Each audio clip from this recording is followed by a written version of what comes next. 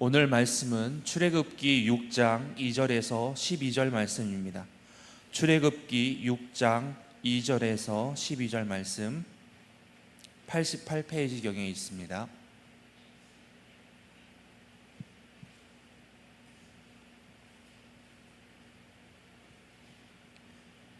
출애굽기 6장 2절에서 12절 말씀입니다. 다 찾으셨으면 한 절 한 절 교독하도록 하겠습니다. 제가 먼저 읽겠습니다. 하나님이 모세에게 말씀하여 이르시되 나는 여호와이니라.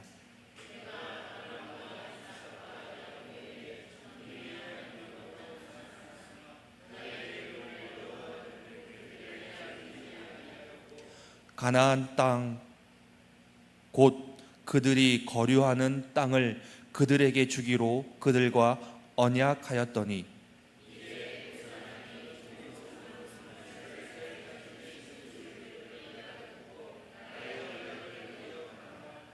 그러므로 이스라엘 자손에게 말하기를 나는 여호와라.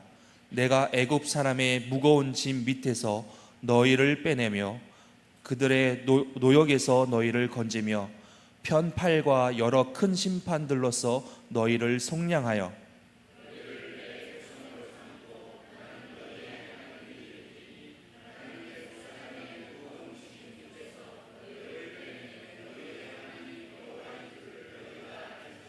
내가 아브라함과 이삭과 야곱에게 주기로 맹세한 땅으로 너희를 인도하고 그 땅을 너희에게 주어 기업을 삼게 하리라. 나는 여호와라 하셨다 하라.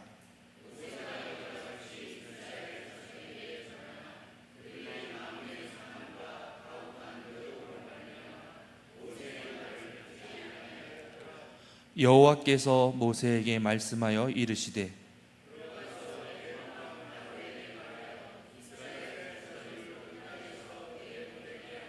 다 같이요. 모세가 여호와 앞에 이르되 이스라엘 자손도 내 말을 듣지 아니하였거든 바로가 어찌 들으이까. 나는 입이 둔한 자이니이다. 아멘.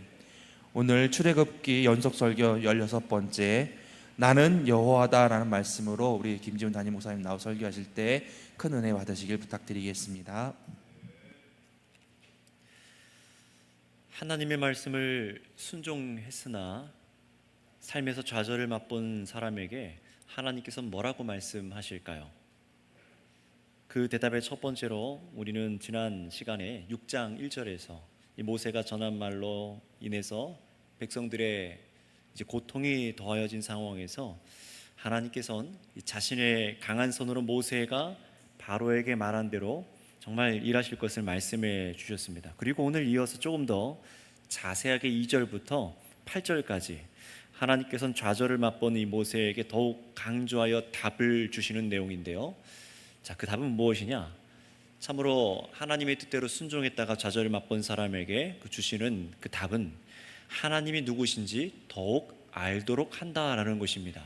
다른 길을 지금까지 하나님께서 주셨던 길, 주셨던 길 말고 야, 안 되겠다, 다른 길을 내가 내보겠다 라고 말씀하시는 것이 아니라 그 일을 따라가다가 좌절을 맛본 모세에게 뭐라고 말씀하시냐면은 하나님 자신이 누구인지를 더 알도록 한다라고 하시는 것입니다. 그래서 2절에 이렇게 말하는 거예요. 야 모세야, 내가 누구냐?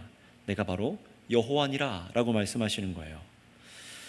우리가 이 말씀을 좀 주목해서 봤으면 좋겠습니다. 분명 여러분 우리는 출애굽기 3, 4장 이어서 하나님께서 모세를 처음 부르셔서 사명을 주실 때에 출애굽을 이루실 하나님이 누구신지 알게 하는 부분들을 우리가 쭉 봤어요. 내가 이런 하나님이다, 내가 이렇게 할 것이다 라고 분명히 모세한테 첫 번째 소명을 주시면서 자신을 알게 하여 주셨습니다. 그런데 그렇게 첫 번째 소명에 순종해서 사명을 다할 때에 항상 자신이 예상했던 것과 똑같은 것만 오면 좋은데 그렇지 않죠. 커다란 벽을 만난 것 같은 상황이 왔습니다.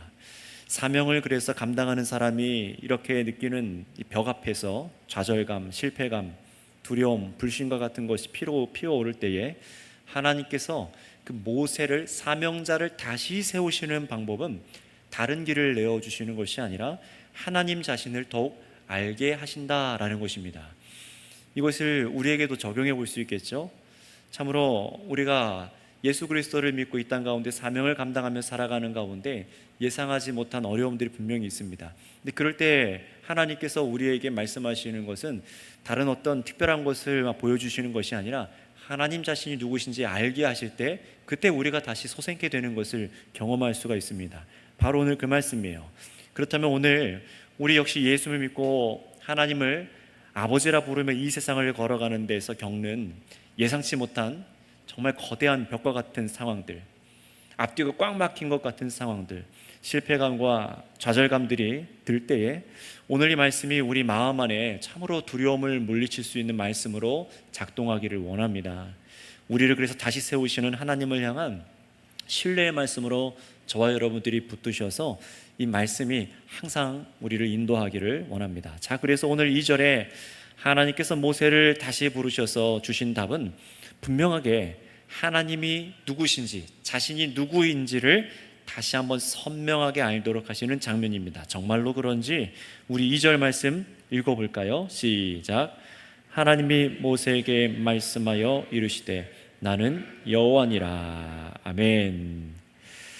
분명히 앞에서 그런 얘기를 했죠. 나는 입이 둔합니다. 어떻게 해서 나를 보내가지고 이렇게 백성들을 고통스럽게 하십니까? 그러자 6장 1절에 여호와께서 모세에게 이르시되 이제 내가 바로에게 하는 일을 내가 보리라. 강한 손으로 말미암아 바로가 그들을 보내리라. 강한 손으로 말미암아 바로가 그들을 그 땅에서 쫓아내리라 라고 이렇게 선언을 하셨어요. 내가 반드시 이 일을 이룰 거다. 그런데 모세가 지금 어떤 상태입니까? 불신하고 있고 자신 스스로 지금 사명에 좌절하고 있는 상태지 않습니까? 거기다 대고 하나님께서 2절에 뭐라고 말씀하시는 겁니까? 야 모세야, 내가 누군지 모르냐? 나 여호와다 라고 말씀하시면서 이 여호와가 누구인지에 대해서 이제 두 번째로 이제 앞에 3, 4장 말고 이 6장에 와서 두 번째로 하나님께서 자신이 누구인지를 알게 하시는 거예요. 자, 그러면 여기서 2절에서 하나님께서 자신을 누구라고 그 이름을 말씀해 주셨습니까? 여호와. 한번 따라해 주실까요? 여호와. 네, 여호와라고 말씀하십니다. 이 2절을 시작으로 8절까지 하나님께서 자신을 여호와라고 모세와 백성들이 인식하도록 계속해서 강조하는 것을 여기서 볼 거예요. 여러분, 그런데 잠깐 간략하게 이 여호와라고 번역된 이 단어에 대해서 조금 설명드릴 필요가 이제 있을 것 같습니다. 이 여호와라고 번역된 히브리어는요, 딱 4글자로 되어 있는데요. 사실 이 여호와, 하나님의 이름 여호와를 어떻게 발음하는지를 모릅니다. 분명히 4글자가 있는데 여기다 밑에 모음을 붙여서 그냥 우리가 발음하기 시작한 거지, 그 전에는 이 하나님을 지칭하는 이 단어가 어떤 발음으로 우리가 발음해야 될지를 이게 내려오질 않았어요. 전해 내려오질 않았습니다. 하나님의 이름을 망령되게 일컫지 말라는 계명과 또 함부로 하나님의 이름을 발음하기조차도 너무나 경외하고 두려워했던 이 성경의 필사자들은요, 하나님의 이름을 쓸 때에 어떻게 했냐면 필사를 할 때 그런 기록들이 남아 있습니다. 하나님의 이 이름이 나오면은 딱 4글자로 되어 있는 이 글자가 나오면은 가서 목욕을 하고 와요. 그 글자가 나올 때마다. 그리고 한번 그 하나님의 이름을 딱 쓰고 나면은 펜을 부러뜨려서 버리고 새 펜으로 씁니다. 그만큼 거룩하고 정결한 그 이름 앞에 도저히 발음할 수가 없을 정도였던 겁니다. 그래서 거룩하신 이름을 발음하지 않기로 한 겁니다. 그러다 보니까 뭐라고 표현하긴 해야 되겠는데, 그래서 이 히브리어 앞글자 4글자만 가져다가 써놔요. 하나님의 이름과 조금 다른 발음을 할 수 없는 다른 단어로 갖다 놓습니다. 그러다 보니 하나님께서 자신을 말씀하신 이 표현을 쓸 때에 히브리어 4글자를 따다가 밑에 모음을 모음을 붙여서 아도나이라고 발음하기 시작했어요. 그것이 이제 아도나이라는 단어가 변형되어서 예흐아 또는 야훼, 여러분 들어보셨을 거예요. 야훼 하나님, 이렇게 번역을 해서 우리가 보는 성경 개역 개정에서는 여호와라고 이렇게 번역이 되어서 우리가 이렇게 사용하고 있는 겁니다. 사실 그래서 여호와라는 단어 자체가 정말 히브리어 하나님의 이름 자체를 그대로 번역한 것은 아니에요. 여기서 신학적인 해설을 더 많이 길게 할 수 있지만 오늘 그게 중요한 건 아니기 때문에 여기서 조금 몇 가지만 짚고 설명을 하겠습니다. 간혹 어떤 사람들은 이 여호와 또는 야훼, 이 이름이 어떻게 발음되어야 하는가 정말 목숨 걸 정도로 중요하게 여기는 사람들이 간혹 있습니다. 근데 사실 그러한 생각은 오늘 보시는 이 말씀에 하나님께서 자신이 누구인지 강조하고 있는 하나님의 의중과 왜 자신의 이름을 여호와라고 이렇게 가르쳐 주셨는지, 이름을 우리가 어떻게 발음하는지 모르지만 왜 알려주셨는지, 그 발음이 어떤지 그 사실 상관은 없습니다. 분명한 것은 우리가 쓰는 이 여호와라는 단어가 본래 하나님의 이름을 발음하지 못한다고 해도 하나님께서 이 말씀을 통해 우리에게 주고자 하시는 그 의도를 훼손하지 않는다는 거예요. 그래서 예수님 오시기 전에 유대에서 태어나지 않은 이 지중해 연안에 흩어졌던 유대인들이 있습니다. 히브리인들입니다. 로마로부터 BC 250에서 200년경 가운데 흩어져 있는 이 히브리인들을 위해서 이제 한 성경을 번역하기 시작해요. 그런데 예수님 오시기 전입니다. 근데 이들이 히브리어를 모릅니다. 다 지중해 연안으로 다 그리스 쪽, 헬라 이런 문화 속에서 살고 있는 히브리인들이기 때문에 이들을 위해서 이제 번역을 어떻게 하냐? 히브리어가 아니라 헬라어로, 그리스 로마어로 이제 번역을 하기 시작합니다. 그래서 구약 성경을 그래서 우리가 알고 있는 히브리어가 아니라 헬라어로 번역해서 이스라엘 12지파에서 각 6명씩 72명을 모아서 헬라어판 이제 구약 성경 70인역본이 만들어져요. 그 번역본을 우리가 구약 성경을 번역하는데 굉장히 많이 사용한 그런 번역서인데요. 거기서도 하나님의 이름이 정확하게 기록되지 않습니다. 거기다 하나님의 이름을 함부로 발음할 수가 없어서 아도나이라고 하는 주라는 단어, 키리오스라는 단어를 그냥 해놔서 이제 주님이라고만 하나님의 이름을 번역해놨습니다. 그러니 제가 지금 말하려고 하는 게 뭐냐면은 이 여호와라는 단어의 발음이 야훼가 맞냐, 예흐아가 맞냐, 여호와로 써야 되냐, 뭐 어떻게 해야 되냐, 이게 지금 중요한 것이 아니라 정말 더 중요하게 봐야 될 표현은 하나님께서 어떤 때에 이 이름을 계시해 주셨는가, 이거를 생각하시면서 오늘 말씀을 들으셔야 된다는 거예요. 그래서 하나님께서는요 뭐라고 말씀하실까요? 오늘 보시는 것처럼 모세와 또 이스라엘 자손이 커다란 이 바로 왕의 압제 앞에 진퇴양난의 상황에서 이 이름을 주셨다라는 것을 우리가 기억하고 봐야 됩니다. 그래서 우리 3절 5절 이어서 한번 읽어보도록 할까요? 3절에서 5절까지 시작. 내가 아브라함과 이삭과 야곱에게 전능의 하나님으로 나타났으나 나의 이름을 여호와로는 그들에게 알리지 아니하였고 가나안 땅 곧 그들이 거류하는 땅을 그들에게 주기로 그들과 언약하였더니 이제 애굽 사람이 종으로 삼은 이스라엘 자손의 신음소리를 내가 듣고 나의 언약을 기억하노라. 아멘.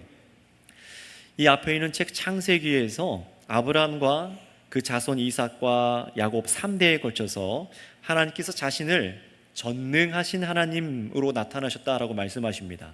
나에는 전능한 하나님이라 라고 말씀하신 부분이 나와요. 나의 이름을 여호와로는 그들에게 알리지 않았다라고 말씀하시죠. 여러분, 그런데 지금 여러분 읽으신 이 구절만 보시면은 창세기에서 나오는 구약 성경 인물들, 창세기에 나오는 인물들이 여호와란 단어를 아예 몰랐을까? 그렇진 않습니다.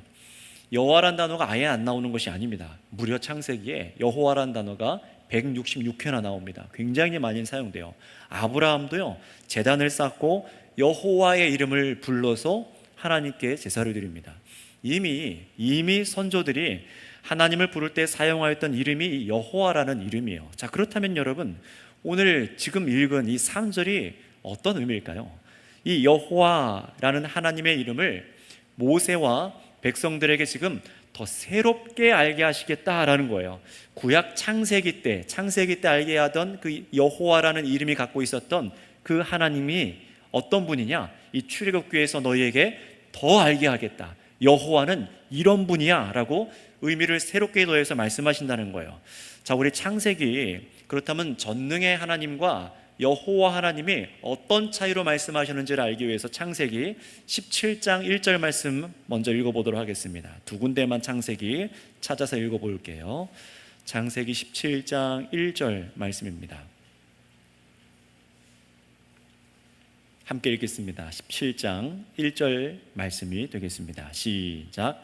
아브라함이 99세 때에 여호와께서 아브라함에게 나타나서 그에게 이르시되 나는 전능한 하나님이라. 너는 내 앞에서 행하여 완전하라. 아멘. 자, 여기서 전능한 하나님이라 라는 이 구절을 한번 체크해 두시고요.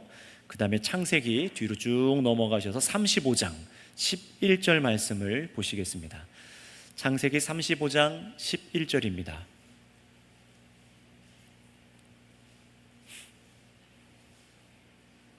같이 찾아서 35장 11절 읽겠습니다. 시작. 하나님이 그에게 이르시되 나는 전능한 하나님이라. 생육하며 번성하라. 한 백성과 백성들의 총회가 내게서 나오고 왕들이 내 허리에서 나오리라. 아멘. 하나님께서 이번엔 야곱에게 말씀하셨어요. 자, 창세기에서 하나님께서 나는 전능한 하나님이다, 이 이름으로 자신을 말씀하여 계시하여 주신 부분은 딱 이 두 군데밖에 없습니다. 창세기에서 딱 이 두 군데만 나는 전능한 하나님이라 라고 자신을 친히 이렇게 소개해 주세요. 자, 그런데 이렇게 말씀하신 때가 언제냐? 17장에 아까 보셨듯이 아브라함이 99세 때입니다. 그 자손 이삭을 약속하셨을 때에 아직 자녀를 못 낳았어요. 너가 내년에 되면은 너의 몸으로부터 이삭을 낳을 것이야 라고 말씀하실 때 그때에 나는 전능한 하나님이라 라고 소개하십니다. 그리고 35장에서도 뭐라고 말합니까? 정말 35장에 보면은 이 야곱의 이 집안이 제대로 설 수 있을까라는 상황이 이런 보이는 건데요. 하나님께서 야곱에게도 뭐라고 말씀하시냐면 내 자손이 생육하고 번성하여 백성과 총회와 왕들이 바로 너 야곱의 후손으로 나올 것이다 라고 그런 약속을 하실 때 자신의 이름을 전능한 하나님이라고 말씀하시는 거예요. 다시 말하면요, 보이지 않는 자손에 대한 약속을 하실 때에는 전능한 하나님으로 자신을 말씀하십니다. 보이지 않습니다. 전혀 기대할 수가 없습니다. 그런데 세상적으로도 말도 안 돼요. 도저히 일어날 수 없는 초자연적인 일들을 해내실 때 하나님께서 뭐라고요? 나는 전능한 하나님이라라고 복음의 약속을 주실 때 자신을 전능한 하나님이라라고 말씀하십니다. 여기에는 물론 아브라함에게 처음 약속하신 이 땅에 대해서 가나안 땅에서도 약속하실 때 이 전능한 하나님이 포함되어 있는 거예요. 자, 그렇다면 여러분 다시 돌아와서 오늘 본문 출애굽기 본문 4절에서 이렇게 말씀하세요. 전능하신 하나님으로 알려주실 때에는 아브라함과 이삭과 야곱에게 가나안 땅을 주기로 그들과 언약하였다, 약속하였다고 말씀하시죠. 그리고 그 다음이 중요합니다. 5절에 보실까요? 아브라함으로부터 이제 430년이 지난 후에요, 수많은 세월이 흘러서 이 애굽의 종으로 신음하고 있는 이스라엘 자손들의 신음을 하나님께서 들으시고 그 언약을 기억하셨다라고 말씀하시면서 이제 모세를 포함해서 종으로 잡혀있는 이스라엘에게 하나님 자신을 여호와 하나님이라고 알게 하라, 여호와 하나님이라는 것을 알게 하라 라고 그렇게 명령하신다는 거예요. 그 이유는 무엇일까요? 지금 이 애굽에 붙잡혀 있는 백성들은요, 자신의 조상들에게 자손과 가나안 땅에 대한 언약을 맺으신 이 전능하신 하나님이 누구신지를 깨닫지 못하고 있습니다. 알지 못해요. 경험을 해본 적이 없습니다. 왜냐하면 지금 모세와 이스라엘 백성들은 자손과 땅에 대한 약속을 이루실 수 있는 전능하신 하나님이 어떤 여호와인가, 자신들의 조상들을 불렀던 그 여호와가 누구신지를 알지를 못합니다. 여호와 하나님을 경험하지 못한 세대가 지금 아브라함과 야곱에게 주신 전능하신 그 약속, 바로 자손의 번성과 땅에 대한 이 복에 참여해야 합니다. 지금 자신들이 그걸 수혜해야 돼요. 그런데 그것을 경험하려면요, 여러분 그냥 복을 누리는 것이 아니라 하나님을 알아야 돼요. 나에게 주시는 이 복을 주시는 분이 누구신지를 알도록 하는 것이 하나님의 지금 뜻입니다. 그래서 하나님께서 이 주시고자 하는 약속, 정말로 이 약속을, 전능하신 그 약속을 이루실 수 있는 여호와이신가, 이것을 알고 믿고 의지하기를 원하셨어요. 자, 그렇다면 자신들이 이 섬겨온 여호와 하나님께서 참으로 자신 조상들에게 약속하신 그 전능한 일, 자손을 주시고 참으로 가나안 땅을 주실 수 있는 분인지를 알아야 한다는 겁니다. 지금 그래서 자신들의 삶 속에 들어와서 약속을 이루어 가실 분이 누구인지 알아야 된다는 거예요. 오늘날도 마찬가지인 것 같아요. 이때 마지막에 정리를 하겠지만 이 여호와 이름이 주어진 것은 우리 삶 속에 동행하시는 분, 과거와 현재와 미래의 삶 속에 동행하시는 이분이 누구인지를 알도록 주셨을 때 여호와라는 이름을 쓰십니다. 여러분이 여호와라는 말을 제가 앞에서 창세기 이 출애굽기 2장 3장에서 설명을 할 때 이렇게 표현한 적이 있어요. 그 무엇과도 다르게 초월적인 분의 이름이다 라는 표현을 한번 쓴 적이 있습니다. 그래서 이런 약속을 주실 때 아브라함과 야곱의 자신을 전능하신 하나님이라고 말씀하셨어요. 이런 약속을 하실 때요. 불가능한 출생, 보이지 않는 자손, 개인이 얻을 수 없는, 사람이 한 민족이 얻을 수 없는 엄청난 땅, 가나안 땅. 여러분, 그런 것들을 주실 수 있는 분이 누구시냐? 바로 여호와 하나님이다 라는 것을 알게 하려는 것입니다. 이제는 정말로 그 약속을 이루실 신실하신 이름을 알고 믿도록, 이 여호와라는 이름을 알고 믿도록 주님께서는, 이 하나님께서는 이 이름을 주신 거예요. 자, 우리 출애굽기 3장 13절에서 15절 말씀 한번 읽어보겠습니다. 앞에 말씀드렸던 창세기 3장 13절에서 15절 말씀, 이 여호와라는 이름을 조금 더 이해하기 위해서 지금 계속해서 보고 있는 겁니다. 출애굽기 3장 우리 14, 15절만 읽겠습니다. 14절, 15절만 두 절만 읽겠습니다. 시작. 하나님이 모세에게 이르시되 나는 스스로 있는 자니라. 또 이르시되 너는 이스라엘 자손에게 같이 이르기를 스스로 있는 자가 나를 너희에게 보내셨다 하라. 하나님이 또 모세에게 이르시되 너는 이스라엘 자손에게 이같이 이르기를 너희 조상의 하나님 여호와 곧 아브라함의 하나님, 이삭의 하나님, 야곱의 하나님께서 나를 너희에게 보내셨다 하라. 이는 나의 영원한 이름이요 대대로 기억할 나의 칭혼이라. 아멘. 자, 이 15절에도 하나님 여호와 곧 아브라함의 하나님, 이삭의 하나님, 야곱의 하나님께서 라고 말씀하시죠. 이 여호와라는 이름은요, 앞에 14절에 나는 스스로 있는 자이니라 라는 의미와 연결되어 있는 똑같은 히브리어로 만들어져 있어요. 다시 말하면 여호와라는 의미는요, 다시 강조드립니다. 조상들과도 함께 하신 이름, 지금도 함께 하시고 앞으로도 영원히 함께 하실 하나님이라는 것을 뜻하는 이름이 여호와라는 이름이라고 여러분 기억하시면 좋을 것 같아요. 한번 따라해 주시겠습니다. 영원히 함께 하시는 분. 네, 영원히 우리와 함께 하시는 분. 이것이 어떻게 뒤에 가서 연결되는지 또 보겠습니다. 다시 말하면 여호와라는 이름은요, 조상들과도 함께하고 지금도 함께 하시며 앞으로도 영원히 자신의 백성들과 함께 하실 하나님이라는 것을 기억하게 하실 때 이 여호와라는 이름을 주셨다는 거예요. 자, 그런데 조상들에게 주신 전능하신 약속을 이루실 그 여호와 하나님께서 이스라엘 백성들의 신음소리를 듣고 약속을 이루려고 하십니다. 그런데 이 여호와 하나님께서 또 어떤 여호와시냐, 이들이 이전에 알지 못했던 여호와라는 이름에 대한 새로운 능력과 이름을 알기 원하세요. 모세도 이스라엘도 여호와 하나님과 새로운 관계를 맺고 이제 출애굽을 하기 원하시는 거죠. 자, 그렇다면 여러분이 여호와 하나님, 신실하게 언약을 이루실 영원하신 하나님께서 어떤 여호와 하나님이신지 우리도 한번 6절부터 8절까지 읽고 알도록 하겠습니다. 6절부터 8절까지입니다. 함께 읽습니다. 시작. 그러므로 이스라엘 자손에게 말하기를 나는 여호와라. 내가 애굽 사람의 무거운 짐 밑에서 너희를 끌내며 그들의 무역에서 너희를 건지며 편팔과 여러 큰 신발들로서 너희를 승리하여 너희를 내 백성으로 삼고 나는 너희의 하나님이 되리니 나는 애굽 사람의 무거운 짐 밑에서 너희를 너희의 하나님 여호와인 줄 너희가 알지라. 내가 아브라함과 이삭과 야곱에게 주기로 맹세한 땅으로 너희를 인도하고 그 땅을 너희에게 주어 기업을 삼게 하리라. 나는 여호와라 하셨다 하라.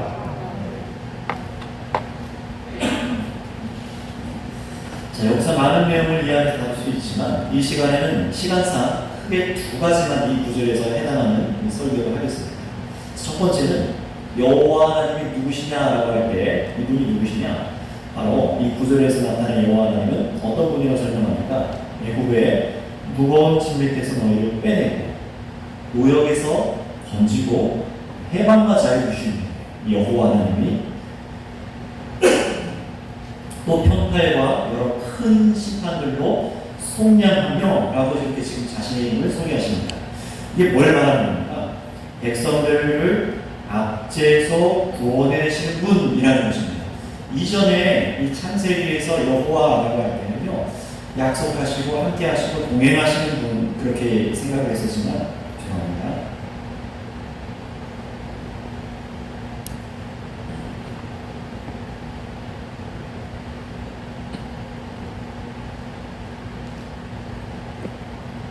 창세기에서는 이 여호와라는 이름을 그렇게 하나님께서 동행하시고 그리고 약속해 주시고 함께 하셨던 이름이라면, 이번에는 구원해 내시고 건져내 주시고 속량하는 이름으로서 여호와라는 이름을 주십니다. 이게 첫 번째로 모세와 백성들에게 알게 하신 이름이라는 것. 어떤 이름이라고 한번 따라해 주겠습니다. 압제에서 구원해 내시는 이름, 압제에서 구원해 내시는 이름이라는 것을 알게 하였습니다. 자, 이제 두 번째 의미가 그래서 더 중요해요. 이렇게 여호와라는 이름이 압제에서 구원하시는 이름이다라고 생각한다면, 두 번째, 지금까지 2절에서 6절까지 나는 여호와라 라고 말씀하셨던 분이 이제 이 이름을 설명하시는데 중심 7절에 이 마지막 엄청난 말씀을 하십니다. 뭐라고 말씀하시는지 우리 중요한 7절만 다시 한번 읽어볼까요? 시작. 너희를 내 백성으로 삼고 나는 너희의 하나님이 되리니 나는 애국 사람의 무거운 짐을 져서 너희를 너희의 하나님 여호와인 줄 너희가 알지라. 아멘. 그리고 여기서 이제 뭐라고 말씀하시는 거 보니까 7절이 제일 중요한데요. 바로 이 얘기 하시는 거예요. 너희의 하나님 여호와인 줄 너희가 알지라. 여러분, 이게 왜 중요한지 아시겠습니까? 지금까지는요, 이 여호와 하나님과 이 이스라엘 백성들이 마치 떨어져 있는 것처럼 느껴졌어요. 그런데 지금 이 여호와라는 이름을 줄 때 뭐라고 말씀하십니까? 너희의 하나님 여호와인 줄 알지라 라고 말씀하십니다.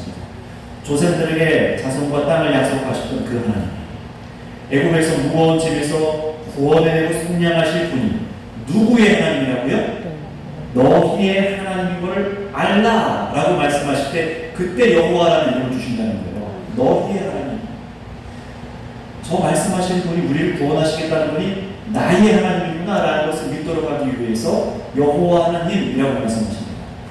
단순히 구원하는 강한 능력만 얘기하시는 것이 아니라 여호와라는 이 하나님의 놀라운 이름을 새롭게 인식하고 알도록 하시는데, 그게 뭐라고요? 지금 자신들을 부르시는 분이 이 말도 안 되는 압제에서 그냥 우리를 건져내시고 속박에서 풀어내는 구원의 하나님, 그 정도만 아는 것이 아니라 더 나아가서 뭘 알아야 되는 겁니까? 이분이 우리를 애굽에서 건져내실 뿐만 아니라 친히 우리의 하나님이 되어주신다라는 것입니다.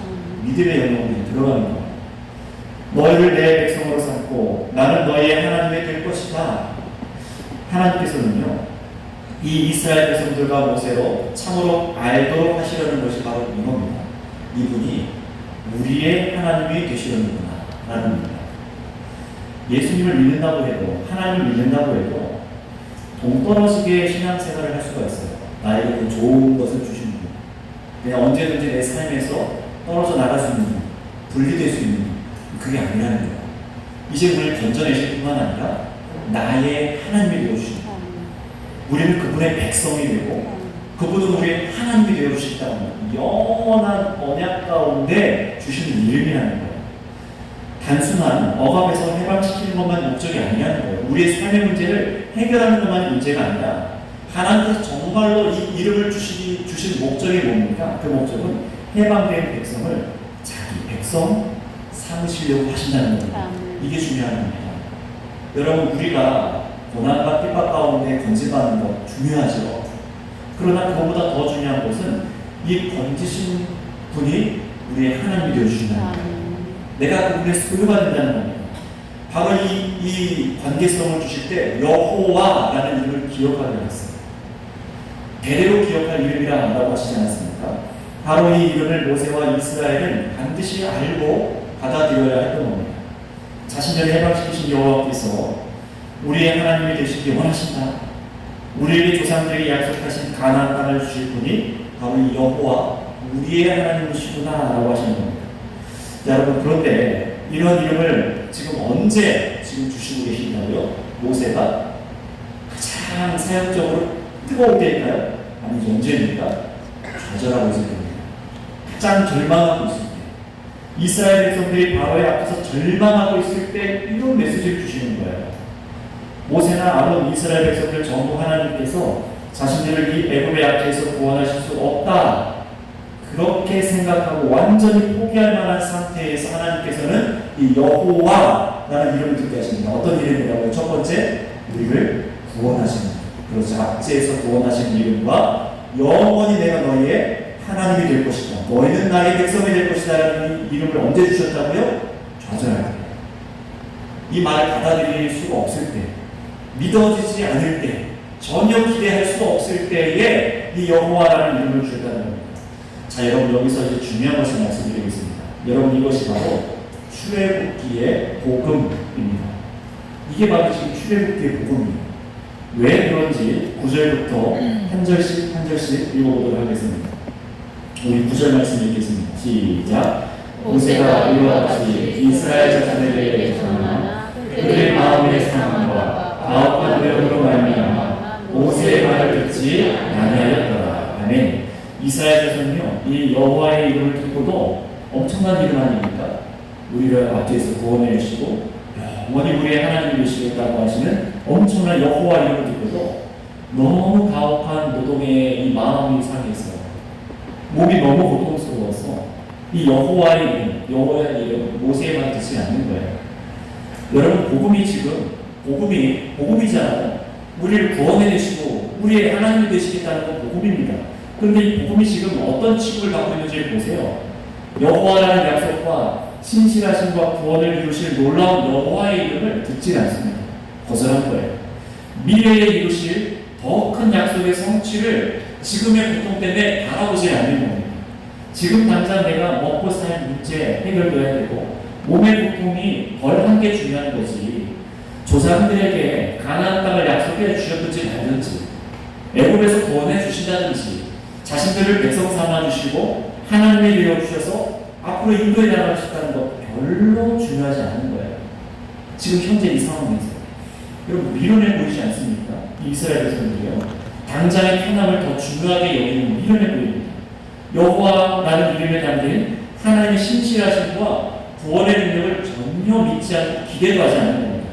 자, 그러자 여러분, 하나님께서는 모세에게 이렇게 받아들이지 않는 백성들 앞에 모세에게 또다시 어떤 명령을 하셨는지 10절과 11절 말씀 읽겠습니다. 제가 왜 복음이라고 말하는지 생각하면서 계속 읽으셔야 됩니다. 10절, 11절 시작. 여호와께서 모세에게 말씀하여 이르시되 들어가서 애굽왕 바로에게 가라. 이스라엘 자손을 그 땅에서 내보내게 하라. 아멘. 여러분, 이 상황이 지금 이해가 되십니까? 하나님께서는 지금 눈치도 없으시고 귀도 없는 것 같고 그런 분이십니까? 감정도 없고 인간 사회를 모르시는 분이십니까? 아니, 지금 제대로 듣지도 않고 이스라엘 백성들이 안 듣고 있는데 이번에는 더 심한 바로 왕의 얘기라서 내 백성을 내보내라, 이스라엘 백성 내보내라, 그렇게 말을 시키시는 거예요. 그 명령을 하시는 겁니다. 여러분, 왜 이렇게 하실까요? 이스라엘 백성을 내보내라. 그런데 여러분, 이 11절을 잘 보세요. 앞에는 길게 얘기하신 이스라엘 백성들에게 주신 그 이름이 없죠? 어떤 이름이 없습니까? 여호와라는 이름이 지금 없습니다. 11절에 바로 왕에게는요, 이 여호와라는 이름을 사실 여기서 더 주지 않는 거예요. 대비하는 이름입니다. 5장 2절에서는 바로가 이런 얘기를 했어요. 처음 모세 얘기를 듣고 이렇게 말했습니다. 여호와가 누구이기에 내가 그의 목소리를 듣고 이스라엘을 내보내냐? 라고 말합니다. 사실 바로나 이스라엘 백성들이나 둘 다 똑같이 여호와 하나님을 몰라요. 모릅니다. 물론 이스라엘 백성들은 조상적부터 불러오던 여호와 하나님을 호칭처럼 불러왔겠지만 그 여호와 하나님이 무슨 일을 할 수 있을지, 지금 우리 상황에서 뭘 할 수 있는 분인지, 얼마나 큰 능력을 행하실 수 있는 분인지, 우리와 관계를 맺기 원하시는 분인지 모릅니다. 관심도 없는 거예요. 자, 그런데 보세요. 하나님께서는 그런 이스라엘 백성들에게는 자신의 이름을 알려주셨어요.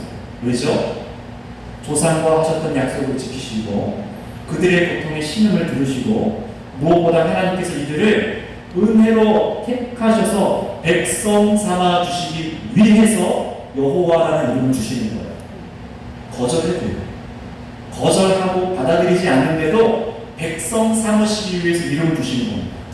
이들의 하나님이 되어주시기 위해서 여호와라는 이름을 주시는 거예요. 하지만 여러분 똑같이 여호와를 알지 못한다는 바로에게는 이 구원의 이름이요, 신실한 이름이요, 영원히 계셔서 친히 자신의 백성을 다스려 주시는 왕의 이름인 여호와라는 이름을 말씀하지 않습니다. 자, 그저 이제 이스라엘 자손을 내보내라 라고 말하도록 하실 뿐이에요. 여러분, 왜 이스라엘을 내보내라고 말씀하시죠? 그들의 하나님이 되어주시기 위해서입니다.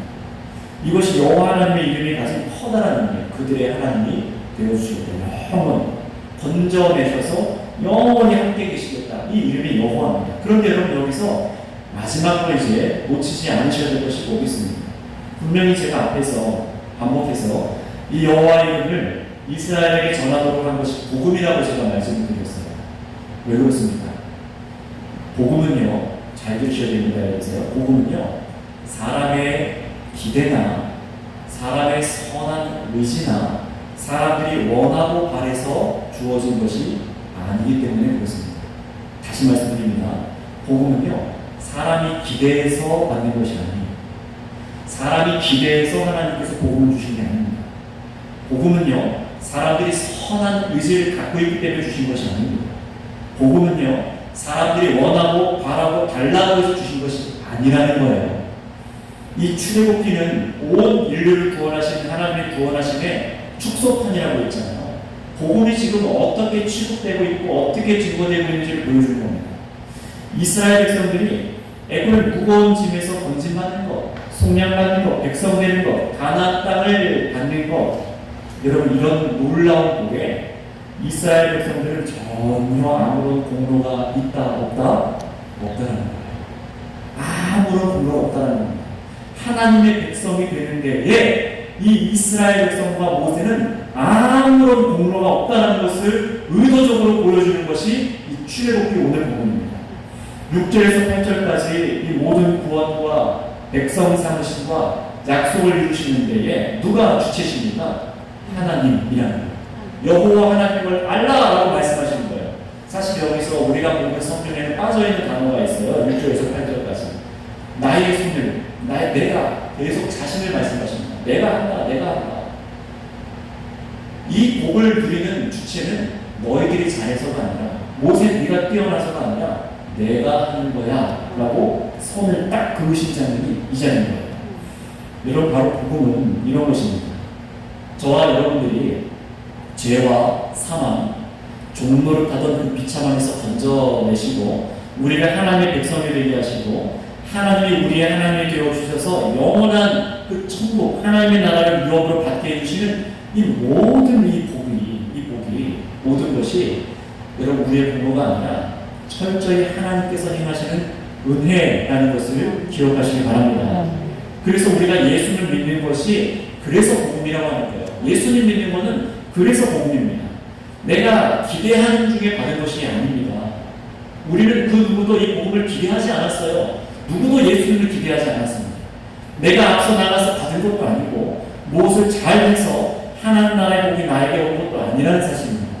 복음을 주시는 것도 우리의 것이 되게 하시는 것도 전부 하나님께서 전적으로 주관하시는 것을 믿으시길 바랍니다. 바로 이 믿음이 선명하게 원하시는 거예요. 이것을 깨닫도록 하시기 위해서 이런 좌절과 이런 실패도 주십니다. 그래서 하나님께서는 이런 앞뒤 꽉 막힌 상황에서도 모세에게 요구하시는 건 뭡니까? 아유, 힘들지? 하지마. 이게 아니에요. 그저 여호와 이름을 가서 선포해라 라고 하시는 겁니다. 여호와께서 하실 일이 무엇인지 알도록 선포만 하라는 거예요. 그러니 모세는 뭘 하면 됩니까? 자신의 입에 구원의 능력이 있지 않다는 것을 알고 여호와 하나님만을 의지했어야 하는 거예요. 내가 한 말에 따라서 애국 왕이 완악해지고 우리 동족을 고통당하게 하니까 내가 말을 잘해야 될 텐데 나는 말을 너무 못해요. 내가 말을 잘해야지 뭔가 잘 전달이 되고 이런 사달이 안 날 텐데 하나님, 나는 입이 둔한 자라 나 이제 그만 쓰시죠. 보내지 마세요. 지금 이 얘기를 하는 거예요. 지금 무엇은 뭘 착각하고 있는 겁니까? 나의 입의 말, 내가 어떻게 말을 하냐에 따라서 이 일이 틀리고 말고 결정된다고 생각을 하는 거예요. 그러나 그렇지 않다는 겁니다.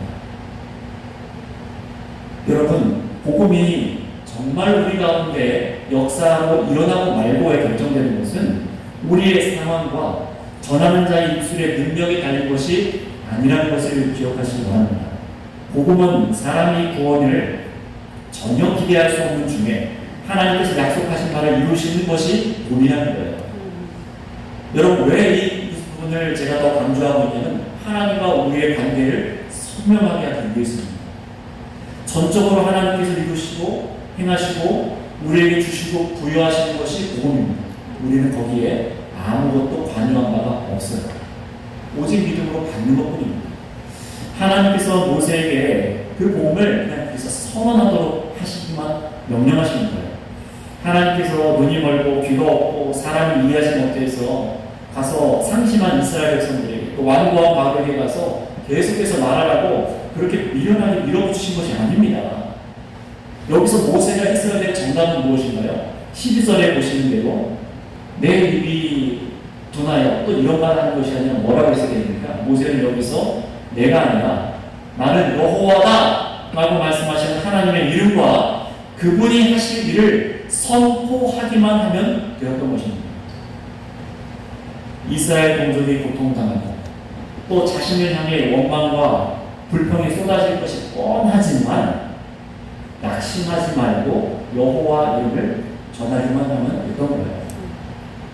결과가 뻔하지만 자신들이 보기에 여러분, 사실 우리가 여기서 많이 넘어지지 않습니까? 내가 보기에는 안 될 것 같아요.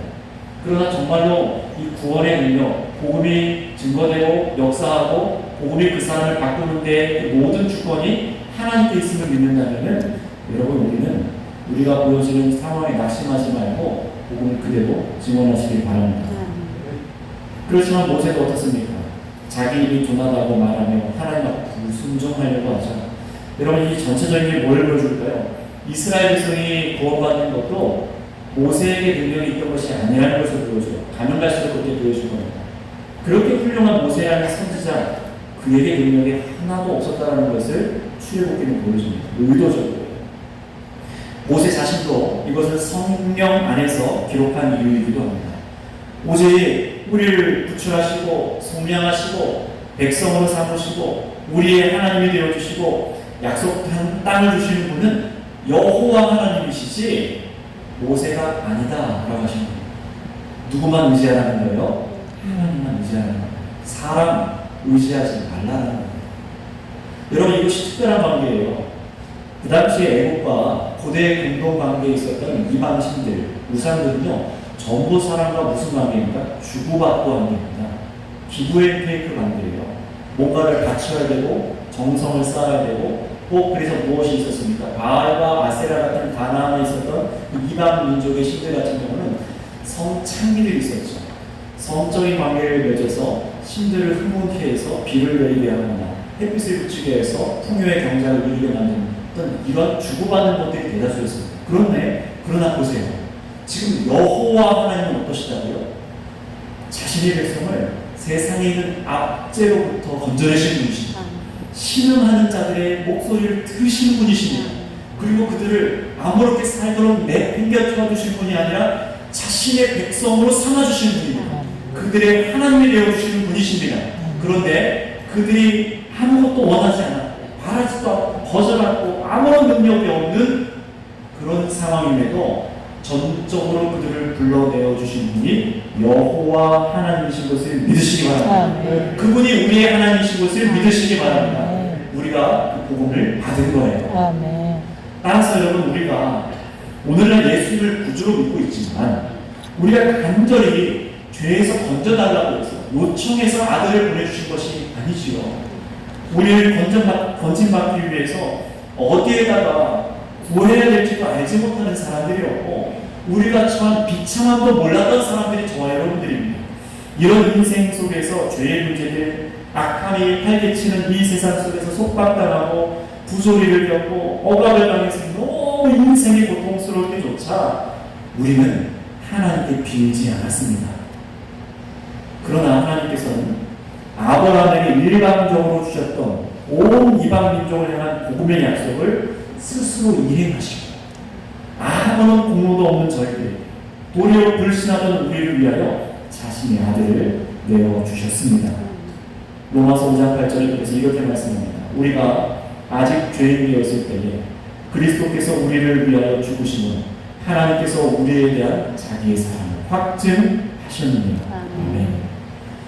여러분, 우리도 애굽에서 종되어 있고 전혀 자신을 백성 삼아 주시려고 하시는 이 하나님을 알려 하지도 않고 믿지도 않던 당시 이스라엘 사람들과 우리도 똑같은 사람들입니다. 인정해 주십니까? 똑같은 사람들입니다. 그럼에도 불구하고 하나님께서는요, 자기 자신이 가지신 그 여호와라는 그 이름, 여호와의 이름으로 우리를 구원해 주신 줄을 믿습니다. 그 이름을 찬양하시기 바랍니다. 설교를 마무리하겠습니다. 자, 그런데 여러분, 지금까지 보고 있는 여호와라는 놀라운 이 하나님의 이름이 구약 성경에서 굉장히 많이 나오지만요, 여러분 그거 아세요? 놀랍게도 우리가 보고 있는 신약 성경에는 이 여호와라는 하나님의 이름이 몇 번 나올까요? 단 한 번도 나오지 않습니다. 단 한 번도 나오지 않는다는 사실 여러분 이거 알고 계십니까? 대대로 기록해낸 영원한 이름이다 라고 말씀하셨는데 이 좋은 이름을 신약 성경에서는 언급을 하지 않았어요. 왜 그럴까요?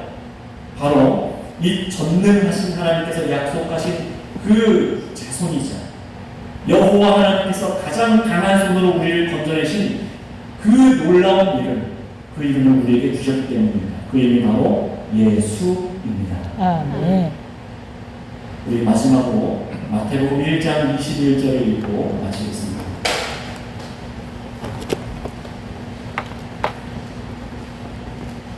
마태복음 1장 21절 말씀입니다. 하나님께서 이름을 주신다는 것은 얼마나 우리에게 놀라운 일을 행하시는지, 얼마나 친밀한 관계를 이루시는지, 약속을 이루시는지 그때 해주시는 이름들인데, 마태복음 1장 21절을 읽고 이 말씀을 소중하게, 이 이름을 소중하게 여기기를 원합니다. 읽겠습니다. 시작. 아들을 낳으니 이름을 예수라 하라. 이는 그가 자기 백성을 그들의 죄에서 구원할 자이시니라 하리라. 아멘. 이름을 예수라 하라. 이는 그가 자기 백성을 그들의 죄에서 구원할 자이시니라. 아멘. 성도 여러분, 예수님의 이름은 온 세상 속의 복음입니다. 복음입니다. 단순히 그 이름 자체가 아니라 그 이름이 갖고 있는 수많은 아버지 하나님의 그 역사하심과 예수님의 그 헌신과 사랑이 다 담겨있기 때문에 그래요. 그러니 여러분, 저와 여러분 예수님을 이름을 믿고 우리는 죄의 종에서 건진받았고 속량받았고 백성이 되었습니다. 하나님이 우리의 아버지가 되게 하셨고 이 이름을 믿어서 천국을 소유하셨다면 여러분, 오늘 저와 여러분을 두렵게 하고 이 마음을 상하게 만들 만한 그 일들을 이제 너무 크게 보지 마시기 바랍니다. 모세가 주저했잖아요. 이 이름을 앞에 두고요. 이 이름보다 저 바로가 더 커 보였던 거예요. 자기의 문제가 더 컸던 겁니다. 자기 컴플렉스가 더 컸던 거예요. 그러나 여러분, 이제 우리는 예수 그리스도의 이름을 받아서 영원한 것을 소유한 것을 믿으시기 바랍니다. 그러니 우리 앞에 있던 장애물, 우리가 갖고 있는 컴플렉스, 여러분 그것보다 더 큰 이름은 예수의 이름을 붙잡으시기 바랍니다. 설령 우리의 몸과 마음이 너무 지쳐있고 상하여 있으면 도저히 복음을 말할 수 없다고 느껴지는 그런 순간에 처한다 하시더라고요. 이스라엘 백성들에게 나는 여호와다 라고 말씀하신 하나님이 지금 우리의 하나님이신 것을 믿으시기 바랍니다. 그리고 하나님께서 예수님의 이름으로 선포되는 곳에, 일방적으로죠, 우리의 능력이 아니라 예수님의 이름이 선포되는 곳에 하나님의 구원하심을 이루실 것을 참으로 신뢰하고 믿는 저와 여러분들이 다 되시기를 바랍니다. 아멘. 그렇게 기도하겠습니다. 여러분, 우리의 말이 아니라 예수님의 이름이 복음입니다. 우리의 지혜가 복음이 아니에요. 우리의 말이 원수와 불신하는 자들을 잠잠하게 만드는 것이 아닙니다. 복음이 그들을 떨게 만드는 것입니다. 우리의 말이 저 지쳐있는 자들에게 힘이 되고 구원을 주는 것이 아니라 복음이 그들에게 힘을 줍니다. 우리가 복음을 전할 때에 상대방이 비록 몸과 마음이 지쳐서 받아들이지 못했다 할지라도 여러분 주권적으로 일하시는 분은 여호와 하나님이십니다. 그들에게 주실 이름도 우리에게 주신 것과 같이 예수님의 이름을 믿고 여러분 기도하시길 바랍니다. 그 이름이 전파되고 하나님께서 주권적으로 일하실 것을 믿고 나아가기 원해요. 그래서 하나님의 뜻을 따라 살아가다가 우리가 낙담할 만한 상황에 부딪힐 때 현재 그런 상태에 있는 성도님들이 계시다면 사람들의 유혹과 핍박에도 당장엔 거절당할 것이 뻔한데도 불구하고요, 여러분 우리가 이제 내 앞에 있는 그 거절당함과 내 힘의 컴플렉스와 여러분 그것을 생각하는 것이 아니라 저들을 구원할 능력이 오직 하나님께 있음을 믿고 증언하시기를 바랍니다. 하나님, 나도 주의 이름을 의지하겠습니다. 이 예수 그리스도의 이름을 의지하겠습니다. 여호와 하나님께서 우리의 하나님이신 것을 믿겠습니다. 주여 한번 부르고 나가서 기도하겠습니다. 주여! 아버지 하나님 감사합니다. 하나님 우리로 하여금 하나님의 백성 삼아주시고 하나님 우리가 참으로 세상 가운데서 예수 그리스도의 이름을 증언하게 하여 주신 줄을 믿습니다. 하나님 그러다 우리가 이 사명을 감당할 때에 하나님 참으로 우리의 힘과 능력과 하나님 우리 입술의 지혜와 세상적인 명예와 권세와 힘이 있는 것이 아닌 것을 고백합니다. 하나님 저들과 비교할 때에 우리는 부족하고 너무 부끄러울 때도 있고 하나님 너무나 약할 때가 있음을 고백합니다. 그러나 주님 오늘 끝났습니다. 참으로 이 복음을 받아들일 만한 능력이 전혀 없음에도 불구하고 하나님께서 복음을 일방적으로 허락하여 주시고 여호와 하나님을 주셔서 그들이 듣게 하시고 하나님의 이름을 깨닫게 하여 주시고 하나님을 내려주신 것을 믿습니다.